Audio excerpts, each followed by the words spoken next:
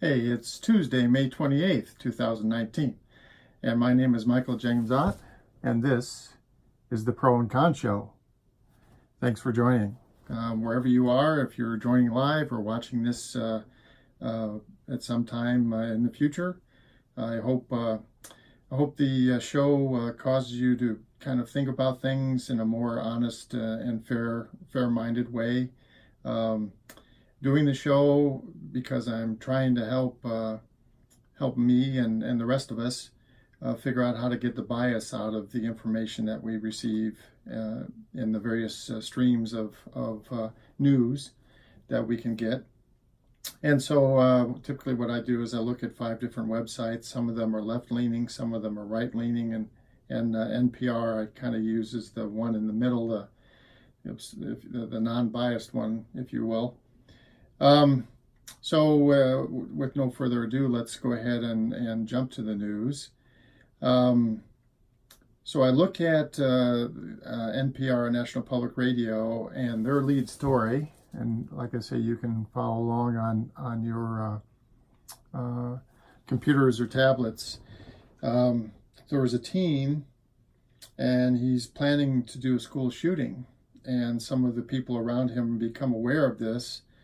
And he wants to set a new record. He's writing this in his journal, they come to find. And the question is he breaking the law? He has legally purchased guns and ammunition, and he has, written stuff down and told people, and I guess posted things on the internet saying that he plans on killing a bunch of students in his old school. And so the question is he breaking the law? But there's another side to this, and this gets to the talk about the Second Amendment and gun control. Gun control. That's all people talk about. But this in my mind anyway, points to the larger, more holistic issue. So the great news is here that the community, his friends, some of his family members, some of the members of the community have been specifically looking out on this guy and trying to get the police involved. And this is a key point. I think that we've got to do this more and more as a society. We have to be aware that certain individuals are going to be kind of predisposed to doing this kind of act, and we need to be proactive as a society. Now the question is, what is that going to look like? And that's a good question.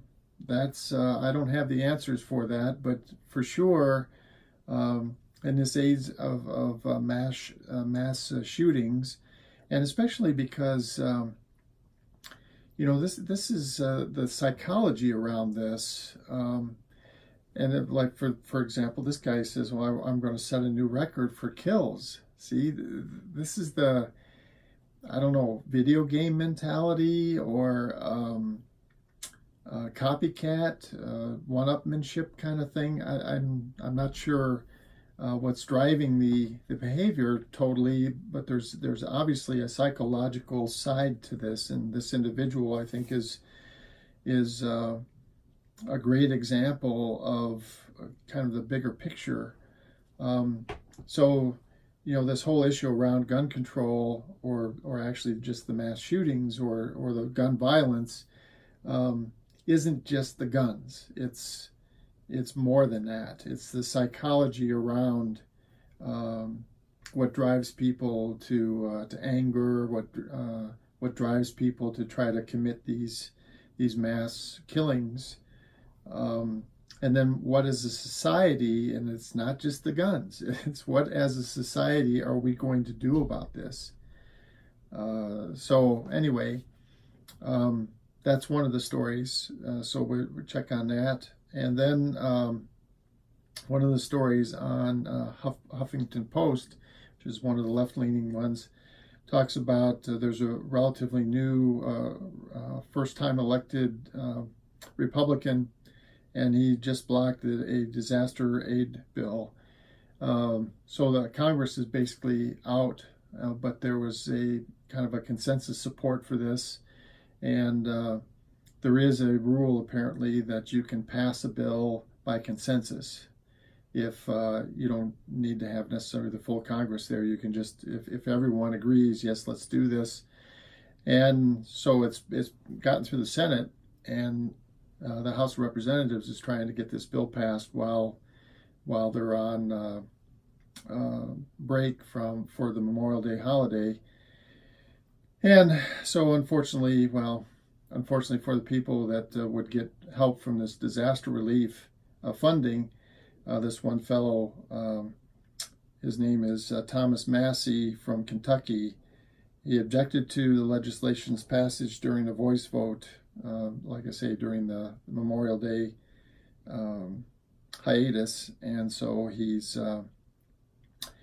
wanting the vote to be held when the full House returns from recess. Now, the other critical part about this is supposedly Mr. Trump has said that he would have signed this bill, or will sign this bill when it comes. Now, Mr. Trump changes his mind, so don't know that, but apparently he's been somewhat consistent over the last few days, saying that he would sign this bill if it came to his desk. So it's unfortunate, and the Huffington Post, of course, is left-leaning, and so they're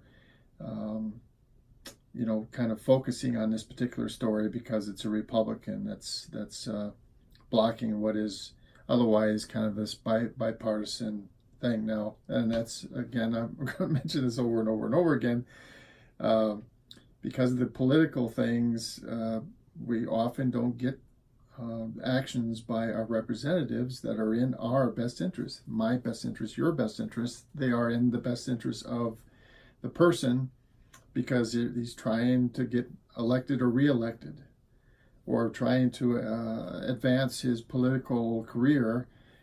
And that's why one of the major reasons why, there's many reasons, but one of the major reasons why I'm promoting that we should add an amendment to the Constitution that totally changes the way we find candidates.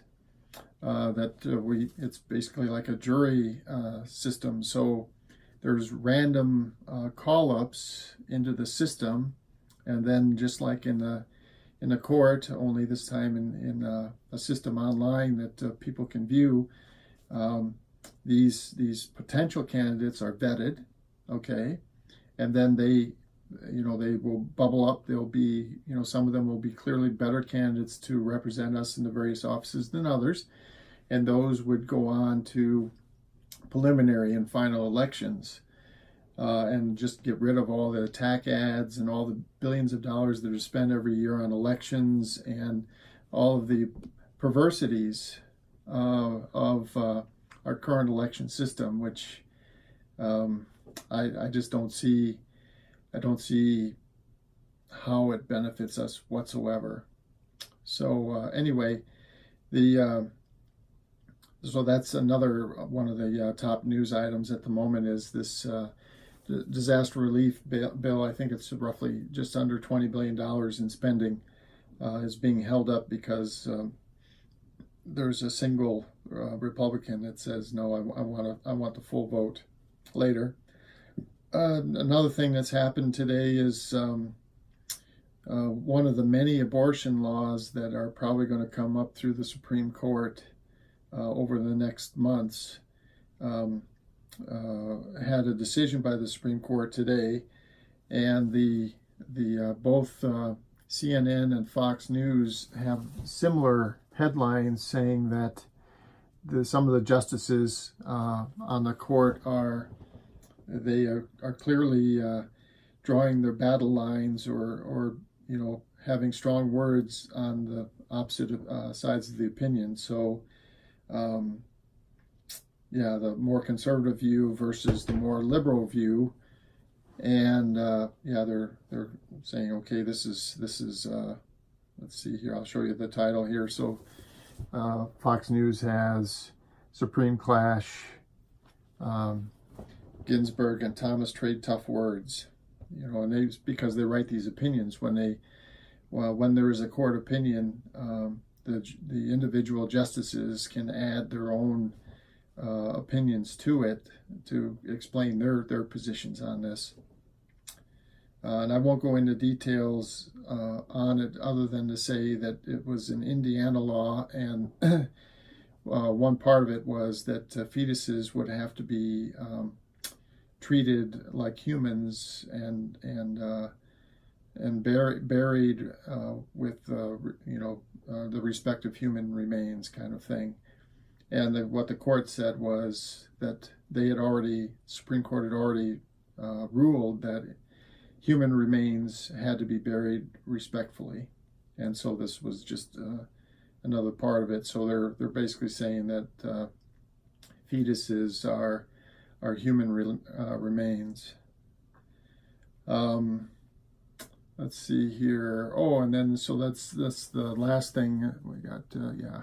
Last thing I wanted to talk about is Breitbart. So Breitbart is one of the more right-leaning, generally more right-leaning things here, and so they have some of their emotional rhetoric here is Biden unplugged, and then 50 years of flip-flops.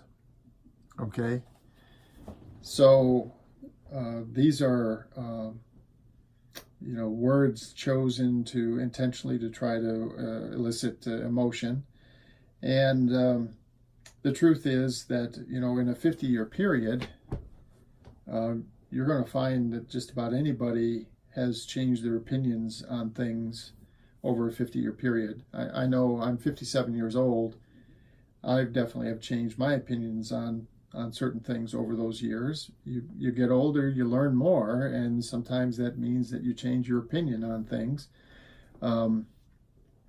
Biden for sure has changed his opinion, but so one, get the emotional words out of this, the rhetoric out of it, and just say, and then Biden unplugged, come on, this is,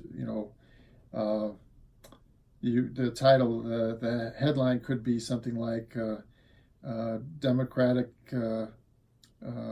candidate Joe Biden, has changed positions over his public life or something like that. And then you go through, and of course when you actually read the article, they give those, and again they inject some of these emotional words kinds of stuff, the rhetoric kind of stuff, to try to stimulate emotion and anger in the people that normally read Breitbart. So there's a way to report this, which is fact-based, and just so who, what, where, and when. So you could just say, okay, and then let me go to this article. So one of the first things, oops, okay, I got to get here. Okay, so on abortion. So you could just say on abortion, in such and such year, Joe Biden was a senator or whatever he was back then. I mean, the guy has been in public for many, many, many years, and of course, vice president under Barack Obama. And so, you could just say, abortion. So when he was a senator, this time span, he said this about abortion. And then some years later, this time span, he was still a senator, or he was whatever, and he said this. But the other thing I will say is the two other things that are generally true. So one is politicians very often reverse themselves or change position, and part of that is good, actually. If the public, they represent the public, right? They represent you and I. So if we say, if there's a strong majority of us that say, we appreciate that you have that opinion, but we don't want to follow it. We want you to do what we want, then they should. Or at least not, if they don't change their opinion, at least say, okay, I still personally believe this way, but the public wants this, and so therefore, and that's absolutely appropriate. And But this flip-flopping thing, in theory, if Mr. Biden actually wins the nomination of the Democratic Party, he's going to go up against Mr. Trump unless something strange happens there. And so what you're going to find is that if you do a head-to-head comparison of these guys, at least what I have seen so far is that Mr. Trump is going to be seen as being much more inconsistent and irregular in his viewpoints. I mean, he's kind of famous for it, his erratic behavior. He talks about the chaos and stuff and how much he enjoys it.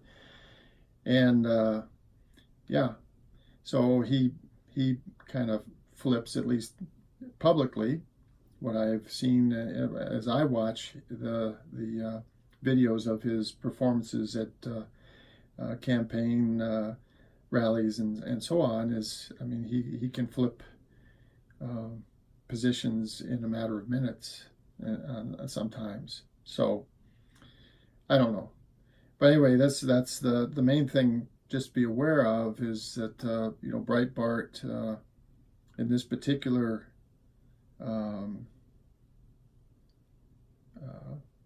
headline, and the article is implying that Mr. Biden flips a lot more or switches positions a lot more than potentially other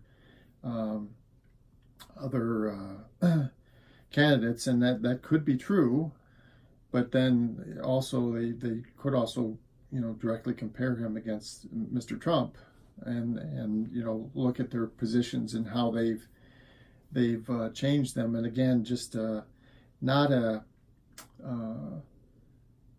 leave all the rhetoric out. Just say, this on this date, here, on the issue of abortion, on this date, Biden said this, he was then whatever he was, and now, and blah blah blah blah blah, and then Mr. Trump, and that's it. You can compare how much they change, and whether that made sense, and what they said about it. Because again, I personally, I think it would be great if politicians were just honest and said, 20 years ago I felt this way, but now in the interim I've learned this, this, and this, and I think my position needs to change, and so I'm changing that position. All right, well, we're running out of time, so again, this is the Pro and the Con show.